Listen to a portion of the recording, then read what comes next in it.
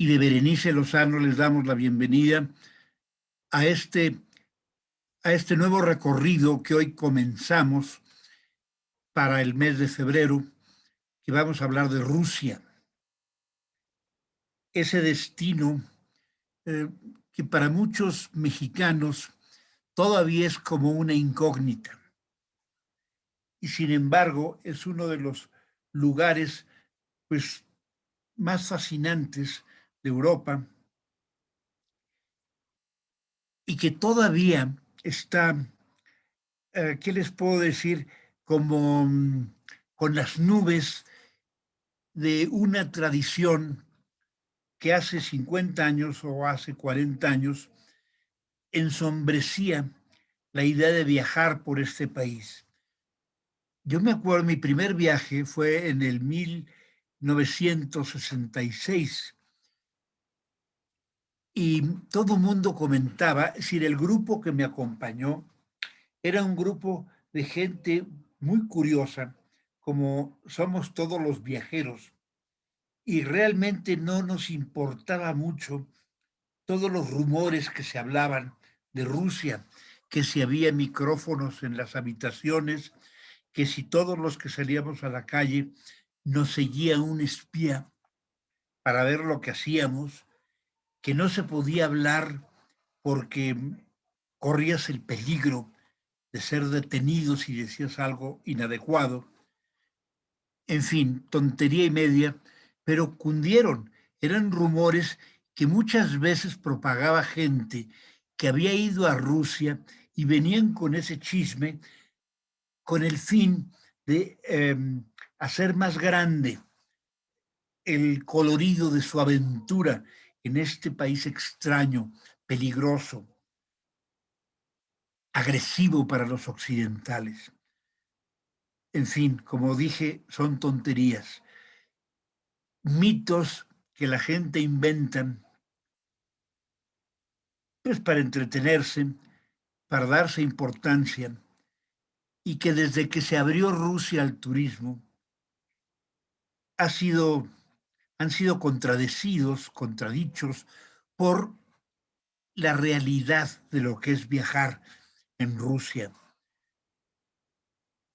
Yo me acuerdo todavía en mi primer viaje, iba un poco contaminado con esto que me había dicho una de las conductoras que llevaba grupos en la agencia de viajes donde yo colaboraba. Y pues, yo estaba todavía muy joven y la chica que me, sí, la señora que me instruyó, decía, tienes que tener mucho cuidado, no hables lo que no debes. Cuando hables por teléfono, no digas nada en contra de Rusia. Y bueno, pues yo llegué, me instalé en mi hotel, en aquel tiempo era Leningrado, era el Hotel Astoria, un espléndido hotel que tenía además en mi habitación un piano, y era en el verano, en pleno verano, y en las noches no llegaba a oscurecer del todo.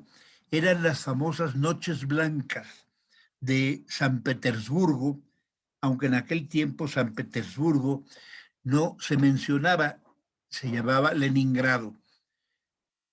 Y bueno, pues yo llegué y me puse a ver en las lámparas, a ver si había algún micrófono escondido. Yo sabía que todo aquello era un poco de mito, pero estaba influido y decía, bueno, ¿qué gana, no? ¿Cuánta gente se requeriría para seguir a todos los viajeros? Y no, la realidad de las cosas es que aquella primera experiencia en Rusia fue maravillosa, la gente fue muy amable, me topé con guías de los más preparados que había yo conocido en el mundo.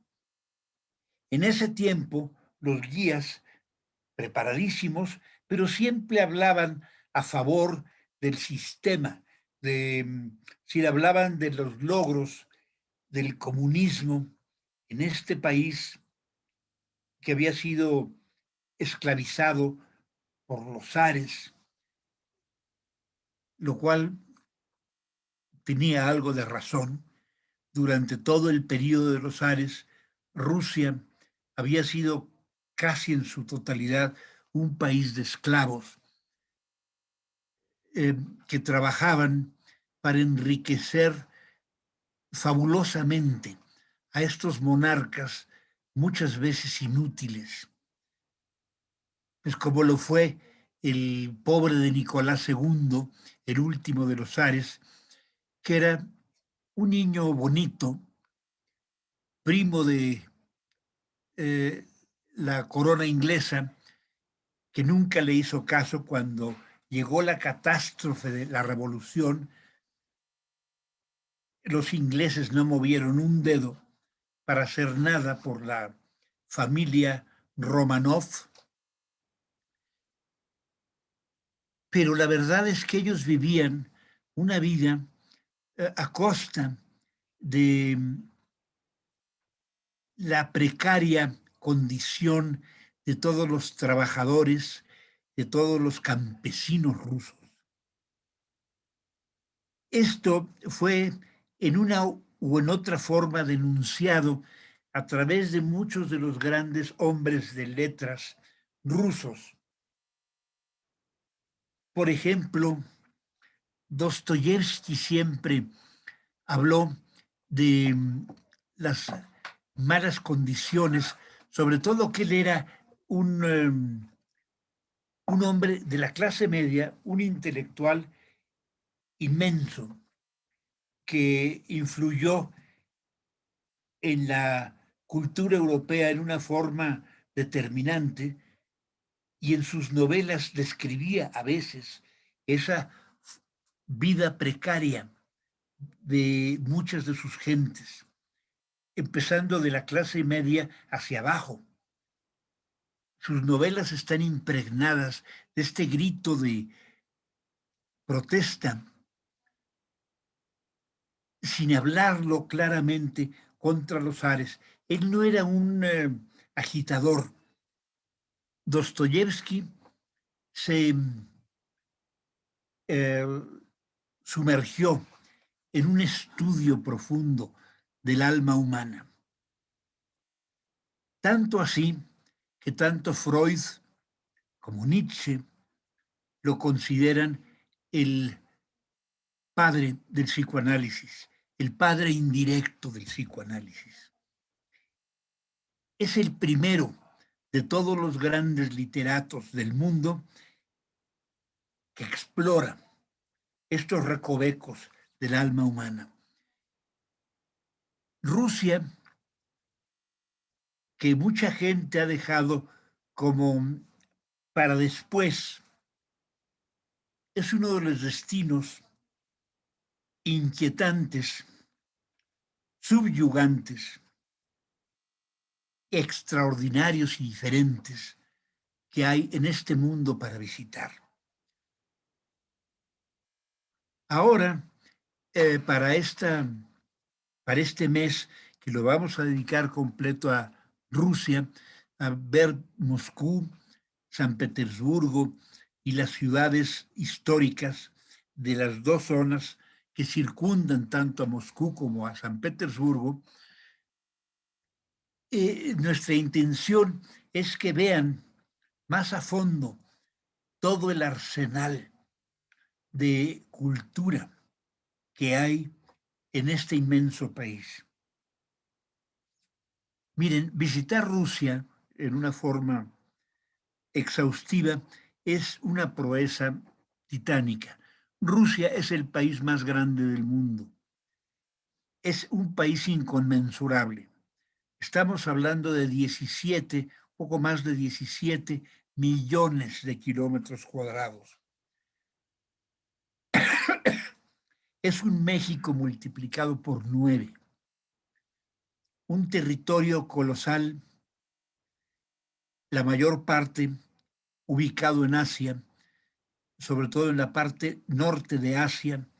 Todo lo que es Siberia es una inmensidad de bosques, permafrost, tundra y algunas de las ciudades más frías y las ciudades más frías del mundo. La Rusia europea, la que está hacia el occidente de los montes Urales, es la Rusia que generalmente se visita y aún así es un país enorme.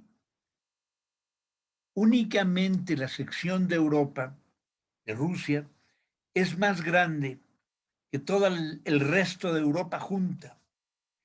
Y visitarlo, pues estamos hablando de trayectos largos, de recorridos en avión y que a veces no tenemos el tiempo. Bueno, aquí estamos viendo parte de la Rusia europea, históricamente hablando. Esto, perdón. Miren, cuando la Rusia fue conquistada, o más que nada, porque no fue una conquista, fue una emigración de los varangios, los famosos vikingos que venían de Suecia y que entraron por estas regiones del norte de Rusia. La primera ciudad que se fundó fue esta Novgorod. Sin embargo, la primera capital que finalmente eh, se consolidó fue Kiev. Todo esto fue toda una inmigración buscando medios de vida. Se encontraron con tierras fértiles, con pueblos que ya existían, pueblos que venían de los montes urálicos, pueblos diseminados de raza turca y los antiguos eslavos. Los vikingos se fueron mezclando con estos pueblos hasta formar un reino o un principado que era el Rus de Kiev. Aquí está Kiev, actualmente Ucrania. Aquí empezó la historia de Rusia, aunque ya se había fundado Novgorod. Podemos decir que Novgorod es la ciudad madre o la ciudad abuela de lo que es actualmente Rusia. No los quiero abrumar con una historia que se les va a olvidar. Todo esto que estamos hablando fue alrededor del año 1000, poco antes. Los Novgorod data desde el año 800 y pico, igual que Kiev, pero alrededor del año 1000 se empezaron a formar el Rus de Kiev, los ducados de Novgorod, y empezó a diseminarse los pequeños principados y reinos que formaron lo que era la primera Rusia. No quiere decir que fueron los primeros habitantes. Como dije, ya existían antes pueblos de origen turco, eslavos, ya se habían encontrado eh, yacimientos que databan desde la edad de hierro y de la edad eh, del neolítico en la región de Moscú. Por ejemplo, los pueblos, todo lo que le llaman la cultura de Tatianovskaya, que es una cultura pues, que data de más de 2000 años y que se ha encontrado en Moscú. Moscú estaba ubicado en esta región. Primeramente se formó el gran principado de Vladimir Suzdal. Poco después fue fundado Moscú y de ahí empezó a crecer poco a poco, empezó a dominar a los otros reinos y de ahí empezó su historia de invasiones terribles. La primera fue la invasión de los mongoles. En el año de 1153, quisiera darles poco después de empezar las cruzadas en Europa. En México, ¿qué les puedo decir? Pues no, todavía no venían los aztecas, no fundaban los aztecas. Tenochtitlan y muchas de las culturas del clásico de México, como es los mayas y todo. Bueno, los mayas hasta la fecha nunca han estado en decadencia, pero ¿qué les puedo decir? Las culturas de Oaxaca y otras ya habían entrado en su decadencia. En Europa, les digo, era la época de las cruzadas. Y en ese momento entró la Horda Dorada, es decir, los ejércitos mongoles, herederos de, de aquella mística del Genghis Khan de poseer todo el mundo. Ahora, Genghis Khan, a quien se le ha tildado de un hombre brutal, ávido de sangre, un masacrador despiadado e irracional, no era tanto. Era un hombre que su vida lo obligó, sobre todo su niñez, su adolescencia, lo obligó a aprender la lección de que para vivir, sobrevivir, tenía que matar. Pero una vez que logró consolidar su imperio y que empezó a invadir territorios hacia el occidente, por ejemplo, cuando pasó por la India, no hizo destrozo, no hizo tanto destrozo como en otros sitios donde se intentó ponerle resistencia. Antes de entrar a Rusia, Genghis Khan había muerto y quien entró fueron sus herederos de la famosa Horda Dorada. Entraron los mongoles en el año de 1153, mientras los cruzados estaban yendo hacia la Tierra Santa para liberar Jerusalén de los musulmanes. Una época interesantísima de la historia. Llegaron y fue quizá la primera invasión de Moscú. Moscú, en efecto, hubo resistencia, fueron arrasados, gran parte de la ciudad incendiada, las murallas de madera que entonces existían, pues fueron como yesca para el fuego mongol. Sin embargo, Rusia continuó. Después vino la época de Alejandro Nevsky.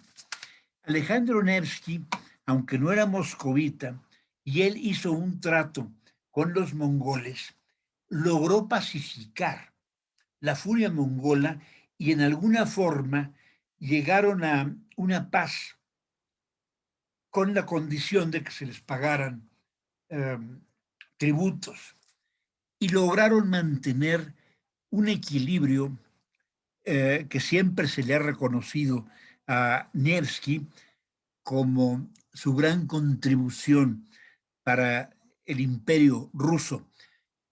Alejandro Nevsky después fue canonizado santo en la iglesia ortodoxa y algunas de sus iglesias están, por ejemplo, en los países del Báltico, hay iglesias de Alexander Nevsky. En Bulgaria, en Sofía, la iglesia más grande, la más impresionante, es la Catedral de Alexander Nevsky. Y en muchos lugares de Rusia hay desde capillas hasta catedrales dedicadas a este hombre que fue santificado y que tuvo el don de saber negociar con los mongoles para detener los afanes destructivos. Su hijo Daniel y posteriormente Dimitri lograron finalmente expulsar a los mongoles del área de Moscú y empezaron a construir monasterios. Estamos hablando allá por el casi el 1300, entre el 1250 y el 1300, empezaron a construir monasterios y empezaron a agrandar las murallas de Moscú. Por eso Moscú es considerada la ciudad alma de Rusia. Hay otras ciudades igual o un poco más de antiguas que Moscú, como es el caso de Vladimir y Suzdal. Sus principados son anteriores al Principado de Moscovia, pero Moscú fue creciendo, fue adquiriendo, se convirtió después en un centro importantísimo del comercio. Su río sirvió como fuente de comunicaciones y empezó a crecer, a crecer. Fue la sede de los primeros reyes, los primeros duques y posteriormente de los primeros emperadores hasta llegar a Iván III. Iván III, a principios del siglo XV, allá por el 1400, en esa época ya estaba fundada la, la ciudad de Tenochtitlan, era pues la época de oro del Imperio Azteca, fue también la primera época dorada de Moscú. Moscú no volvería a ser invadida.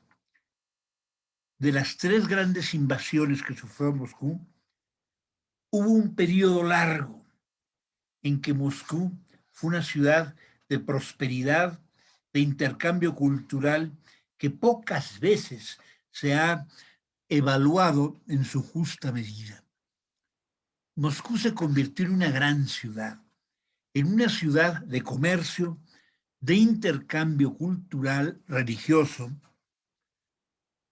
Las religiones, incluso en las épocas en que la religión ha sido negada, en que las corrientes ateas, por ejemplo, durante el comunismo, Moscú eh, siguió conservando el culto a las religiones, me consta, porque en 1966, llevando mi primer grupo de turistas a Moscú, llega un domingo y se le ocurre a una de las señoras más beatas de mi grupo decirnos que deberíamos de ir a misa. Es decir, me impresionó su argumento, ¿no? Hemos llegado ya a Moscú, habíamos estado en Leningrado, habíamos estado en Novgorod y finalmente habíamos llegado a salvo a Moscú, con bien a Moscú. Y la señora dijo, Dios nos ha cuidado como si estuviéramos yendo a través de una selva venenosa y mortal, ¿verdad? Nos habían tratado excelentemente bien. Los guías y las guías rusas que nos tocaron, no podíamos esperar más de una cultura como en ningún país nos había tocado. Pero una de estas señoras que sentía que esta aventura por Rusia era peor que una aventura en el Congo, había dicho, deberíamos de buscar algún sitio donde oír misa. Pues miren, yo pregunté en la administración del hotel, era el Hotel Leningrado, que todavía existe ahora bajo el escudo de Hilton. Fui a la administración, le pregunté a la chica que estaba en la conserjería si sabía de alguna iglesia católica, y yo dije, ahorita me linchan. Y no, muy amablemente me dijo, sí, mire, y me indicó por dónde. La indicación no fue muy clara y ahí salgo yo con el grupo. Vamos caminando y finalmente dimos con la iglesia por casualidad.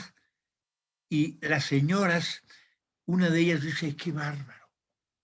Dios te hizo el milagro de traernos a la iglesia. A partir de ese momento me convertí en San Raúl el Milagroso. Habíamos llegado a la iglesia, oímos misa entre católicos rusos, una misa que tenía más el aspecto, la atmósfera y la música de las misas ortodoxas Debo reconocer que el coro que estaba cantando en esa misa católica era algo extraordinario, pero se parecía más a los coros de las catedrales ortodoxas que algo católico. El caso es que salimos ya de la iglesia santificados, agradecidos con Dios que nos había protegido con bien hasta llegar a Moscú y después iniciamos la visita de la ciudad.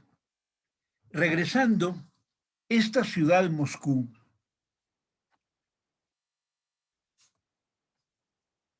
perdón, esta ciudad de Moscú, eh, pues sí nos impactó. Era más grande de lo que esperábamos. Fuimos muchísimo mejor tratados de lo que esperábamos y sentimos todos que nos había faltado tiempo. Estuvimos 2 días completos, con visitas mañana y tarde, y sentimos que nada más habíamos dado un pellizco a todo lo que tenía Moscú que ofrecernos. Siguiendo un poquito rápidamente con la historia de Moscú, esta ciudad no fue invadida, no tuvo grandes invasiones como muchas de las otras ciudades europeas que han tenido que soportar el oleaje de invasiones de los pueblos enemigos. Es decir, pocas ciudades se salvan de esas invasiones terribles. Moscú, quizá por el hecho de estar más lejos, no ha sido tan asediada. Sí, tuvo, después de los mongoles, ha tenido dos grandes invasiones. Una de ellas fue la de Napoleón Bonaparte en el 1812. En 1812 Napoleón, totalmente crecido ante su poderío, ante esa sensación de que él podía todo, con ese ego hipertrofiado, entró a Rusia con la certeza de que iba a anexar este inmenso territorio al imperio francés.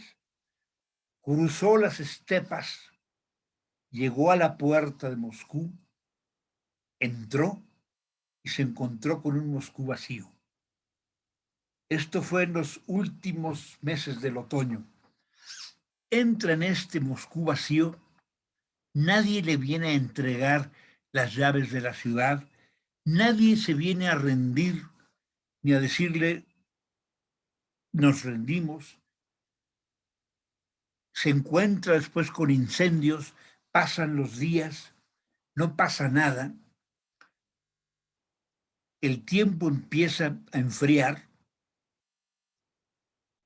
y antes de que comenzara uno de los inviernos más atroces de que se tienen conocimientos, Napoleón Bonaparte, el gran Napoleón Bonaparte, emperador de Europa, emperador de los franceses, el militar más brillante de toda la historia, tuvo que salir, como se dice vulgarmente, por patas. Tuvo que salir casi huyendo de Moscú, porque el invierno venía con toda su furia como a tomar venganza de ese intento de invasión. En ese momento, los rusos, el general de los rusos decidió, ahora es el momento de atacar. Y cuando Napoleón huía, llegan los ejércitos rusos, que los rusos aguantan todo, los fríos es algo rutinario para un ruso, pero no para los franceses. Los franceses estaban deshechos de ese frío, de esa marejada invernal, y iban agotados, hambrientos, empezaron las enfermedades y para colmo llegan los ejércitos rusos y empiezan a diezmar las huestes francesas hasta que los derrotan materialmente, los pulverizan y de un ejército de más de 500.000 de soldados regresan a Francia un poco menos de 100.000. Esa fue la gran derrota de Napoleón. A partir de ahí, él ya no pudo levantarse. Waterloo simplemente fue el puntero final que acabó con su imperio. Realmente donde él terminó su, su carrera de conquistas fue en la batalla de Moscú.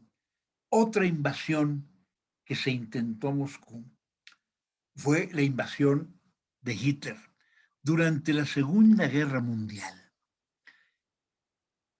Nosotros conocemos la Segunda Guerra Mundial básicamente por muchas películas americanas y europeas, sobre todo americanas, donde nos pintan actos de heroísmo de los soldados americanos, algunas de los soldados ingleses.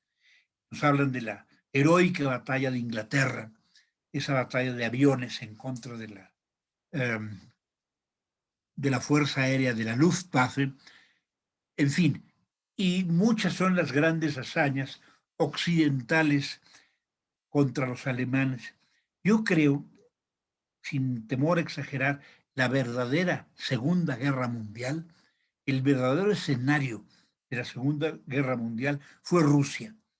Este intento desesperado y absurdo, demasiado ambicioso de Hitler por invadir Rusia, que además le urgía, porque de hecho su primera intención fue dominar Rusia para poder expandir el territorio para el pueblo alemán.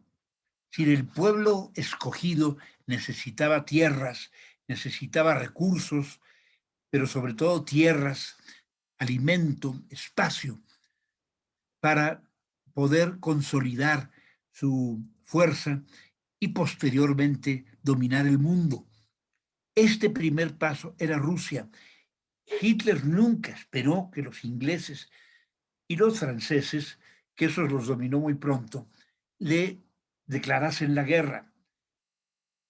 Y él se desesperó y se lanzó a la conquista de Rusia, mandó el ejército hasta entonces más grande, el ejército alemán más grande que se haya intentado reunir, y quiso invadir a Rusia en 3 flancos, hacia Stalingrado en el sur, con el fin de llegar a los yacimientos de petróleo de el Cáucaso, al centro, es decir, a Moscú, porque era el símbolo. Si le daba el aguijonazo a Moscú y dominaba Moscú, en cierta forma estaba ya dominando Rusia, y el otro era a Leningrado.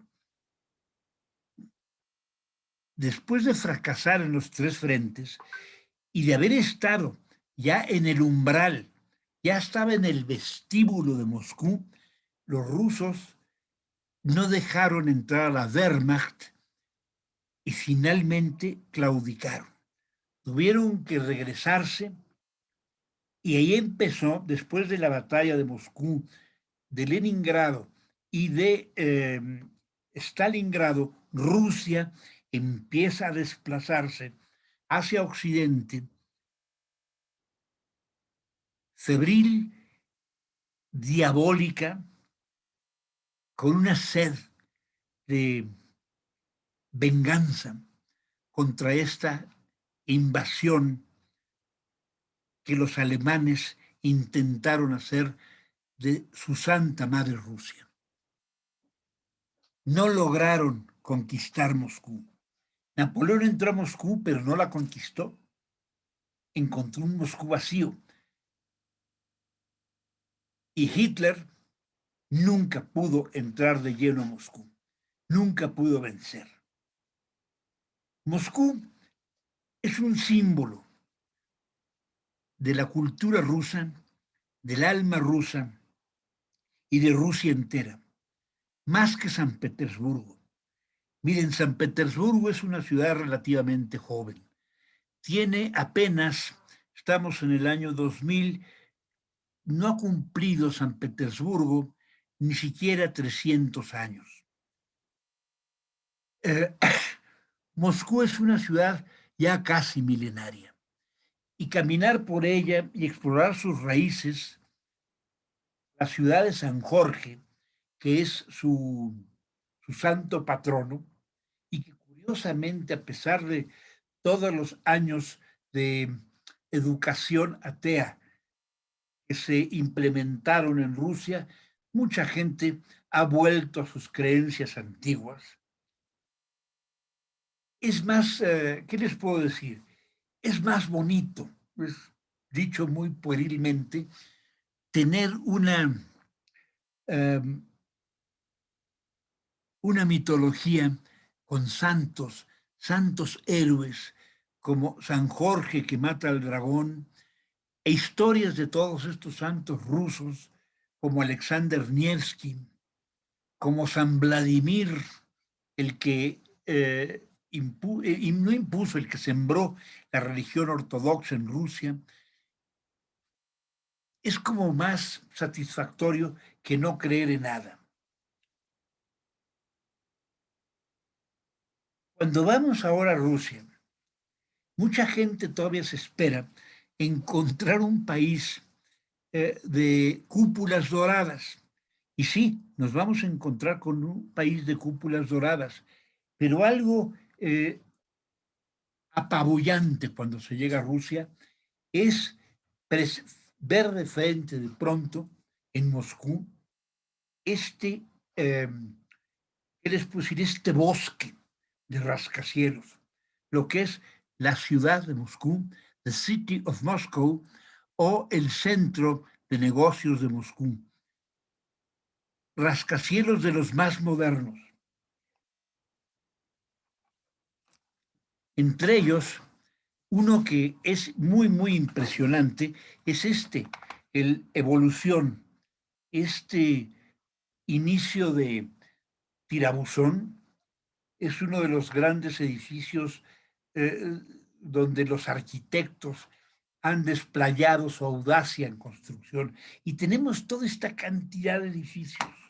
Entre ellos está la ciudad de los capitales, el edificio Eurasia, el Merenvay, la Torre Norte, etcétera. Muchos de estos son edificios, eh, algunos son mixtos, otros son puramente oficinas, otros son de apartamentos, apartamentos de lujo. Y hay que aclarar que entre estos apartamentos de lujo que hay aquí, muchos pertenecen a los grandes millonarios de Rusia. Rusia es ahora el tercer país con más millonarios del mundo, después de Estados Unidos y China. Es más, en el área de Moscú, que es donde se concentran estos millonarios, estamos hablando de que no son 10 millonarios, y millonarios en dólares.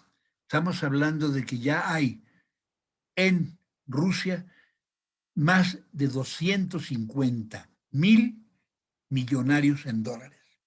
Muchos de ellos son dueños de estos edificios, de las oficinas y de los grandes apartamentos de superlujo que hay en estos.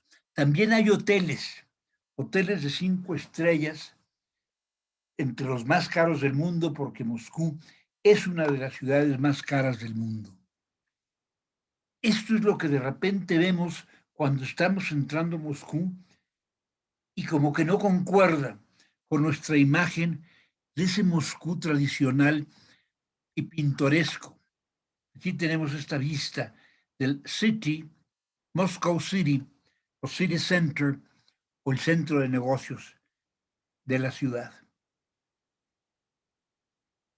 Esto nos habla de una nueva Rusia. Rusia, yo me acuerdo en el 66, cuando yo la visité la primera vez, pues Sí, había restaurantes y lugares donde ir a comer. Ahora hay una cantidad increíble de restaurantes, de comida callejera, algunas de las más deliciosas y sabrosas del mundo. Moscú es una de las ciudades ultramodernas del mundo actual.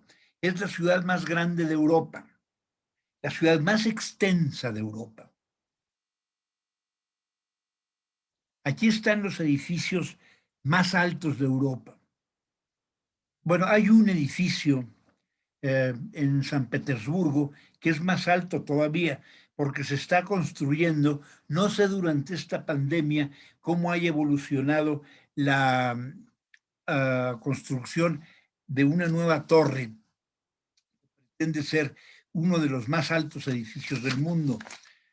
Aquí tenemos una reliquia que es el edificio del Hotel Leningrado, actualmente conocido como el Hotel Radisson Leningrado.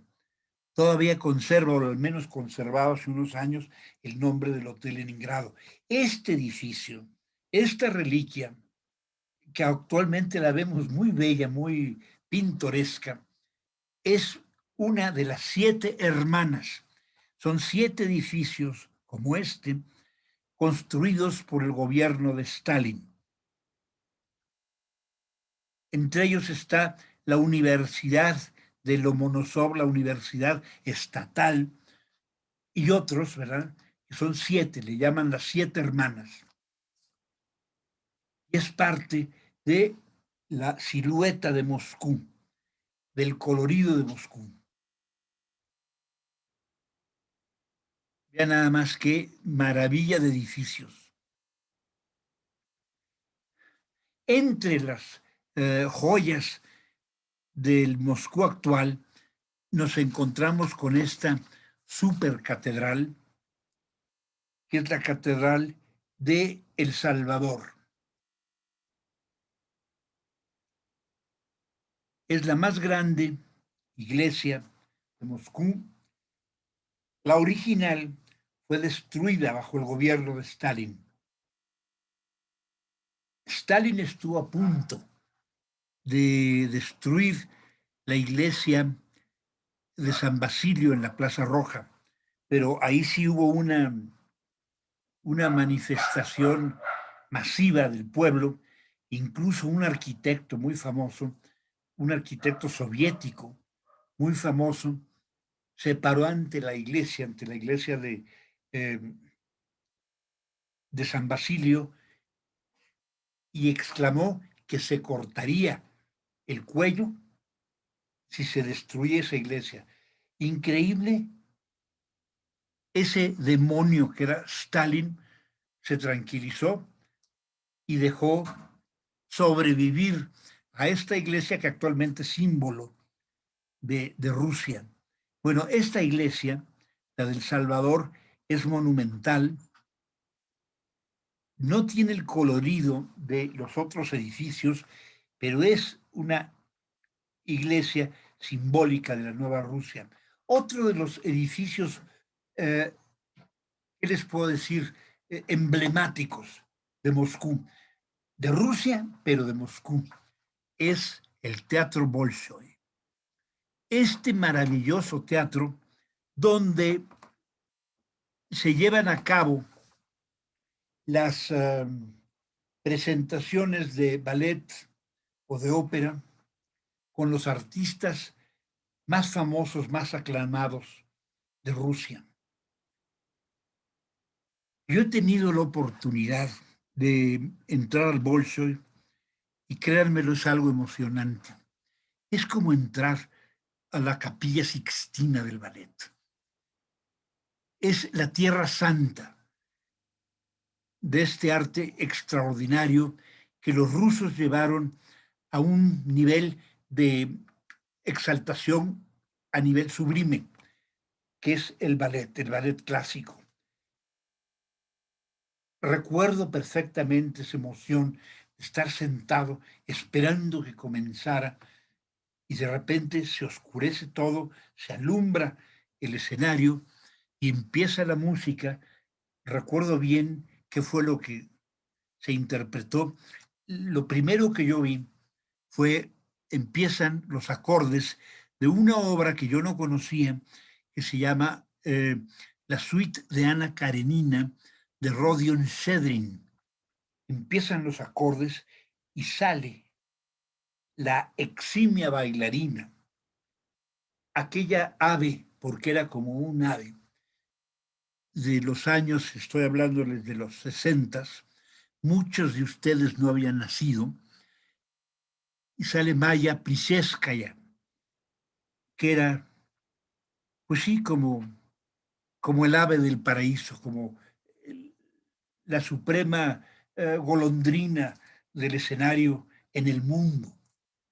Era la bailarina más respetada, que incluso la Margot Fonteyn expresaba de ella que era inenarrable, que quitaba el aliento de verla bailar. Sale bailando esta obra de Ana Karenina y ella sola sigue bailando durante casi un poquito más de 20 minutos, hasta que termina con una representación de el suicidio de Ana Karenina, donde el tren que la mata está representado a través de música. Únicamente se oye la música imitando ese ruido de un tren que se va acercando hasta que rueda la bailarina retorciéndose en el escenario, pero todo sola. Cuando terminó, créanme que sí, materialmente se caía el Teatro Bolshoi. Para mí eso es un hecho inolvidable. Yo sentía, si se cae el teatro, qué maravilla, morir aplastado después de ver este prodigio de bailarina. Y después la vi otras 2 veces, pero esa primera vez me conmovió y por lo mismo quiero compartir con todos los que me están escuchando la, eh, la experiencia para que ahora que vayan a Rusia no dejen de ir al Bolshoi. Otra cosa que les recomiendo cuando vayan a Moscú es visitar todas estas puestos callejeros o las comidas de los mercados, ya que ahora Rusia ofrece esto. Es estos mercados se han popularizado en Rusia y es una forma de comer mucho más barato y de experimentar platillos rusos que normalmente por ejemplo, estas bolitas rellenas de carne son como ñoquis, no saben qué delicia. O estas brochetas. Sí, la comida callejera en Rusia eh, es una delicia. Entonces es algo que hay que experimentar. Bueno, aquí estamos otra vez frente al Bolshoi y aquí tenemos una representación de este ballet y uno de los ballets que no deben de perderse. Miren, vamos a tener 2 sesiones de Rusia. Eh, Antes de que se me termine el tiempo, quería mandarles un mensaje, tanto a los agentes de viajes que me están escuchando, como a mis amigos que no son agentes de viajes, pero que son viajeros, viajeros adictos, que vayan pensando en esto. El otro día recibí un correo de una amiga, de mi amiga Mati, cuyo nombre no voy a mencionar, pero esta amiga a través de sus correos y de las monografías que ella elabora de los viajes que ha realizado, siempre me inspira porque si alguien ha sabido exprimir toda el jugo, la savia de sus viajes, es ella. pero es una viajera adicta, gravemente adicta, y yo me imagino que a veces allí en su casa ha de andar caminando por las paredes y por los techos como una araña desesperada por salir. Yo les recomiendo, agentes de viajes y amigos, que estos días que todavía nos quedan, o meses que nos quedan de retiro espiritual en, en esta pandemia, incluso si ya fueron vacunados, que todavía no podemos salir porque pues no todo el mundo ha sido vacunado. Hay países a los que todavía no se puede uno arriesgar a ir o que están cerrados y monumentos que están cerrados, museos que están cerrados. Si todavía nos faltan algunos meses, yo les recomiendo, ¿por qué no hablan a sus agentes de viajes? Y a los agentes de viajes, ¿por qué no le hablan a sus clientes?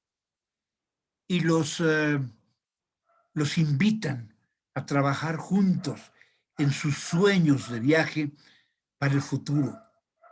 Todos hemos soñado con destinos que no hemos visitado por miedo o porque no se ha podido, por X razón. Muchas veces es el temor, muchas veces es que pues, yo no me voy a meter solo a ese rincón del África, o yo no quiero ir solo, yo quiero ir acompañado, porque siempre en compañía, empezando con los comentarios que se comparten a lo largo de sus días de viaje, la experiencia como se agranda, se agiganta. La experiencia compartida siempre es más fértil que la experiencia guardada dentro de uno.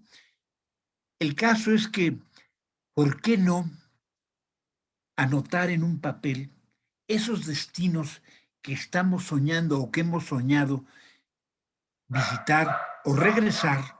Porque hay muchos viajes que nos quedaron cortos, destinos que no fue suficiente, que tienen tanto que dar que hace falta volverlos a visitar, como hay libros que hay que volver a leer, como hay óperas que hay que escuchar varias veces, o conciertos que hay que volver a repetir y escucharlos para que nos den todos sus secretos eh, y nos enriquezcan. Bueno, pues esto compartirlo con el agente de viajes o el agente de viajes invitar a sus clientes a que le compartan esos sueños de viaje y empiecen a trabajar. Los sueños, una vez que se expresan, que se convierten en proyectos serios, generalmente se realizan. A veces podemos pretextar, no tengo ahorita el dinero, no tengo los medios. Yo no sé qué hay, pero esa energía que se invierte en compartir estos sueños, tarde o temprano, da frutos, se hace, eh, se hace realidad. Hay algo que se mueve en el mundo, que eso que he estado deseando con toda la fuerza, sobrepasa a todo lo que he estado temiendo a lo largo de los últimos meses, lo supera y se convierte en una realidad. Esto se los cuento y se los comparto porque ha sido una experiencia en mi vida. Yo he tenido la oportunidad de viajar por muchísimos lugares y a veces no sé ni cómo lo he logrado, simplemente fantaseando. Y yo sé, algunos de ustedes los conozco y sé que son viajeros adictos, pero gravemente adictos, y otros que no tengo el gusto de conocerlos tan íntimamente o tan profundamente, sé que en el fondo, si están presentes en esta plática, es porque tienen este virus de los viajes que supera la fuerza del otro virus verde que anda molestándonos actualmente, de ese virus patético. Eh, bueno, lo podemos ver desde un punto de vista plástico y a lo mejor tiene su lado bonito, ¿no? El coronavirus. Pero esos deseos de recorrer el mundo fácilmente o medianamente a través de un esfuerzo son realizables si empezamos a trabajar en ellos. Invito a mis colegas a invitar a todos sus clientes. Me refiero al decir todos, todos. No escatimen nombres, incluso los que supuestamente no tienen dinero. Yo me he dado cuenta que el dinero es un factor que se supera cuando el deseo es inmenso. Entonces, invítenos a que compartan con ustedes sus proyectos de viaje y empiecen a mandarles propaganda. Si necesitan apoyo, con todo gusto pueden contar conmigo. Para eso estamos. Pero expresen cuáles son sus sueños de viaje. Y mis amigos también. Hablen a sus agentes de viajes y díganle, oye, ahorita que no tienes nada que hacer durante esta pandemia, esperando a ver cuántos de tus clientes se mueren, mira, haz algo positivo y empieza a trabajarme un viaje a la ruta de la seda, por decir, a Rusia, pero un viaje profundo a Rusia, un viaje de los que te marcan, un viaje a la India, a los países árabes, a Europa misma, ¿no? Incluso en México. Hay tantos rincones que podemos escarbar a fondo de nuestro país, más allá de las playas y de las ciudades, eh, de los pueblos mágicos. México es un país inagotable. Es uno de los países como la India, como, como muchos países de Europa, como China, que tiene tanto que dar, que a lo mejor es el momento de empezar a trabajar en ellos. Perdonen esta desviación, pero sí quería compartirla con ustedes hoy. Vamos a dejar a medias nuestra plática de Moscú porque hay mucho que hablar de esta ciudad, pero no quería que pasara el día de hoy sin compartir con ustedes esta inquietud de comunicar sus inquietudes a quienes pueden ayudarlos a hacerlas realidad. Créanmelo, esto va a ser casi milagroso.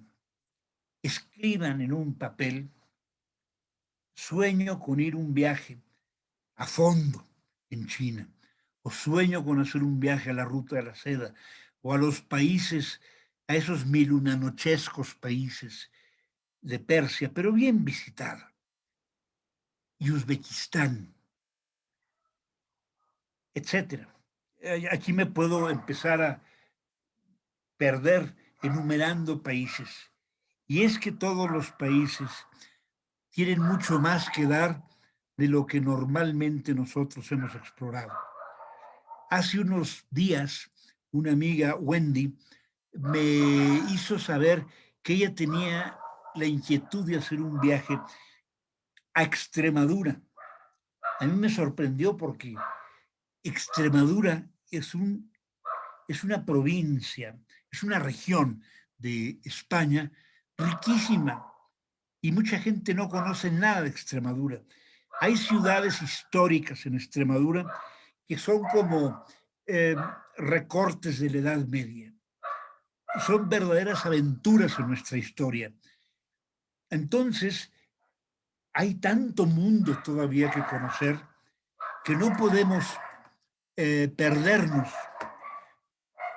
en, en el desánimo pesimista de que a ver qué nos trae esta pandemia. Miren, la pandemia va a acabar siendo dominada. Yo estoy convencido de ello, perdón. Y mientras podemos ir trabajando en nuestros proyectos de viaje, incluso solicitar a través de sus agentes de viajes de qué destinos quisieran que habláramos para empezar a calentar motores, porque tarde o temprano muchos de ustedes regresarán para calmar esa inquietud que les ha causado este aislamiento, este exilio. Por lo pronto, los dejo viendo esta imagen de la tienda GUM, que es un conjunto de boutiques en la capital de Moscú, y el jueves los invito a que me vuelvan a acompañar para recorrer más a fondo la ciudad extraordinaria de Moscú. Muchas gracias.